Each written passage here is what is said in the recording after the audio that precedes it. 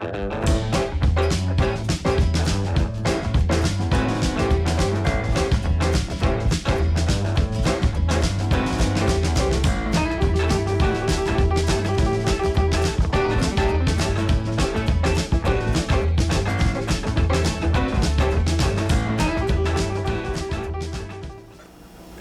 and welcome to the second episode of the Prop House.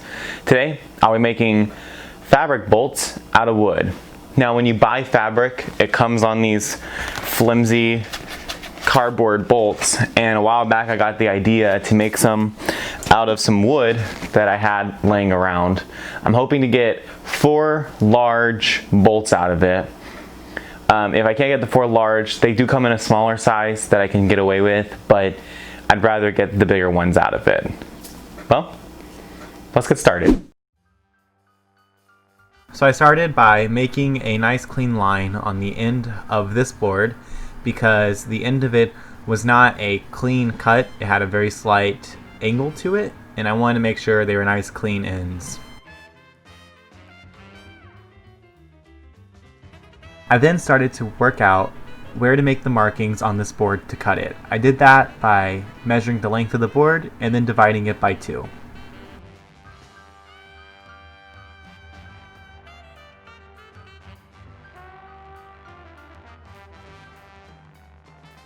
So now it was time to make some cuts. So I started with the end of the one, make sure it was a nice clean edge.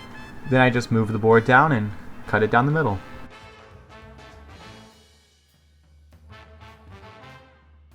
So somehow my measurements got messed up, and I wanted them to all be nicely uniform in size, so I stacked them on top of each other and then made sure the back ends were flush with each other, and then I just cut it and made sure it was even. So then I layered the freshly cut boards on top of the other board, making sure just to line up the edges and the sides, and then I used a pencil, went down in it, and marked where they needed to be cut.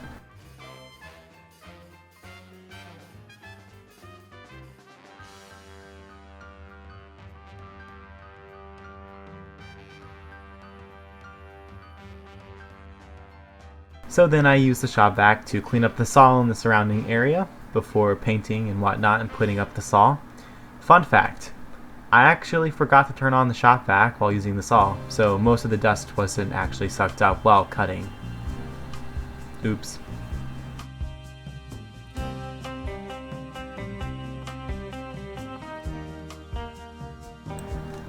So it was time to start sanding. So I grabbed the sander, laid out the boards, and went to town.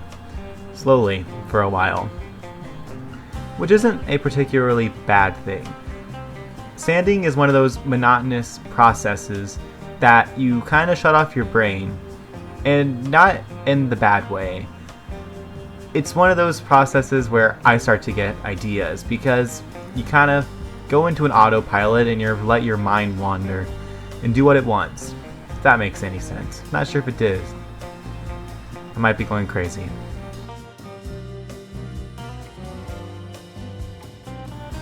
Now I wasn't just sanding all the large flat sides, I was also sanding all the edges. I was rounding out the corners and the edges, corners of the sides.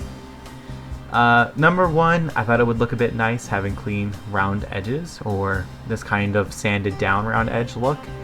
Number 2, it was so fabric wouldn't snag, because what's the point of having fabric storage if it ruins the fabric it's storing?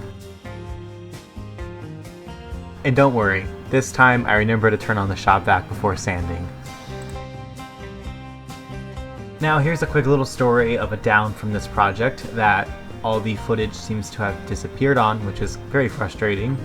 But in the middle of sanding, the sander got really hot and I turned it off, turned the shop vac off, and it was smoking, and my sander no longer works. Which is somewhat funny, not really. But I actually had to do the last board all by hand with a sanding block. Not a big deal, but, you know, not exactly the most fun thing to happen. So, it was time to start painting. So I just grabbed some leftover paint we had from repainting our kitchen. And the original plan was to do a solid white all the way around. Now my sister, who I'm making these for, actually ended up really liking very few coats on it. It kind of gave this rustic, aged look to it, which worked out for me because it was less work. I didn't have to do as many coats.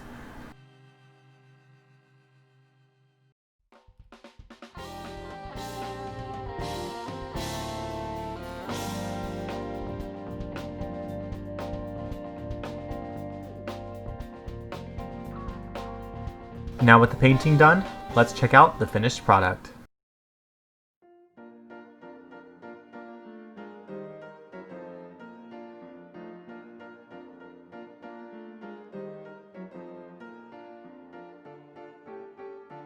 So overall, I'm super happy with how these came out. They look great, they serve their purpose well. I already had the wood, so it wasn't like it cost a ton. I know this is a much smaller project with less flash to it, less substance. Don't worry, I have bigger projects coming up. This is something that I've promised for a while and I needed to get it done, and I figured why not make a video on it. Well, thank you for joining in for the second episode of the Prop House. Thanks for watching.